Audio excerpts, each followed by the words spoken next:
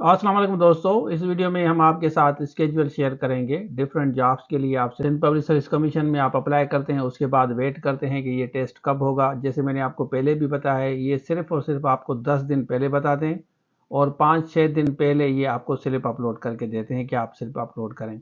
तो काफ़ी बच्चों को ये मिसअंडरस्टैंडिंग होती है कि 2 मंथ 1 मंथ पहले स्लिप आएगी। इस तरह नहीं है। सिंध पब्लिक सर्विस कमीशन हमेशा आपको सरप्राइज देगी।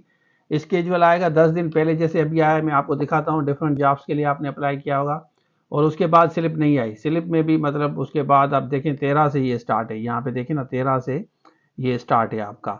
यहाँ आपको नज़र आएगा 13-12। तो आज 2 तारीख है। तो ये मैं स्केड्यूल शेयर करता हूँ, उसके बाद डिस्कस करते हैं। बाकी SST लेक्चरर HM का कोर्स अवेलेबल है।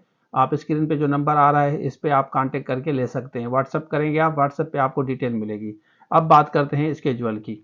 यहाँ पे देखें, ये different job live stock fisheries में आपने अप्लाई किया होगा और उसके साथ साथ असिस्टेंट डायरेक्टर में आपने अप्लाई किया होगा, मेल फीमेल। और सेंटर भी बताता हूँ, असिस्टेंट लॉ ऑफिसर के लिए अप्लाई किया होगा आपने, मेडिकल ऑफिसर है और असिस्टेंट सॉलिसिटर है, मेल फीमेल।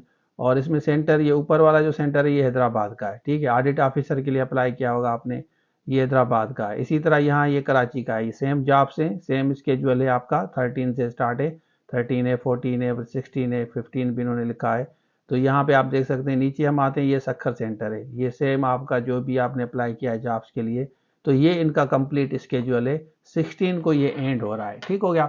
तो इसी तरह SST का आपका स्केड्यूल आएगा, स्लिप आएगी। तो मैं आपको बताता चलूँ कि आप रिस्क ना लें, मेहनत आप अपनी भरपूर करें, अपनी तरफ से 100% दें, ट्रस्ट करें, अपनी स्ट्रगल पे ट्रस्ट करें। इंशाल्लाह आपको जॉब ज़रूर मिलेगी। तो ये था आज के लिए। Thank you so much. अल्लाह हाफिज़।